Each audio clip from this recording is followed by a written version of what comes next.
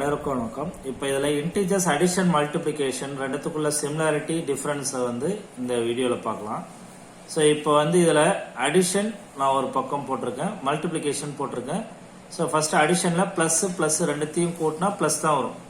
மல்டிப்ளிகேஷனையும் plus multiply பண்ணால் plus தான் வரும். ஸோ இந்த ப்ளஸ் பொறுத்த வரைக்கும் ரெண்டுமே பாசிட்டிவாக இருந்தால் அடிஷனாக இருந்தாலும் மல்டிப்ளிகேஷனாக இருந்தாலும் அதனோட ஆப்ரேஷன் பண்ணால் ஆன்சர் சேம் தான்.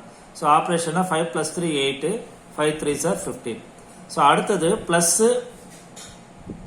மைனஸ் ரெண்டுத்தையும் நான் பண்றேன்.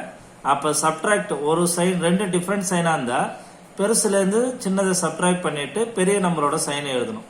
ஸோ 5 - 8 எடுத்திருக்க எக்ஸாம்பிளுக்கு. இதுல 8 பெரிய நம்பர், அதனோட சைன் மைனஸ். அப்ப சப்ட்ராக்ட் பண்ணிட்டு 8ல 5 சப்ட்ராக்ட் பண்ணா 3, அதனோட சைன் -3. உதாரணத்துக்கு 8 - 5 இருந்ததுன்னா 8ல இருந்து அதே 5 தான் சப்ட்ராக்ட் பண்ண போறேன். ஆனா பெரிய நம்பரோட சைன் பிளஸ், அப்ப +3. மல்டிப்ளை பண்ணும்போது பிளஸ் இன்ட்டு மைனஸ் தான். எப்படி பண்ணாலுமே அது மைனஸா இருந்தாலும் பிளஸ்ஸா இருந்தாலும் மல்டிப்ளிகேஷன் பொறுத்த வரைக்கும் மைனஸ் தான் வரும். அப்ப 8 × -8 -40 தான். +8 × -5 போட்டாலும் -40 தான்.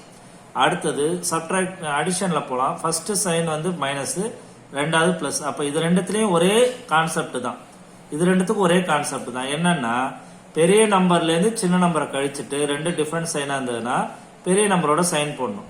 இதுல மல்டிப்ளிகேஷன்ல ரெண்டு வேற வேற சைன் இருந்ததுன்னா ஆன்சர் மைனஸ், அவ்வளவுதான். ஸோ மூணாவது ரெண்டும் ஒரே சைனா இருந்ததுன்னா மைனஸ் இருந்தா ஆட் பண்ணிடணும். மைனஸ் மல்டிப்ளிகேஷன் பண்ணா மல்டிப்ளை பண்ணிட்டு பிளஸ் போடணும். ஸோ அப்ப ஃபர்ஸ்டும் ஃபோர்த்தும் சேம் சைனா இருந்ததுன்னா ஆட் பண்ணி அந்த சைனை போட்டணும்.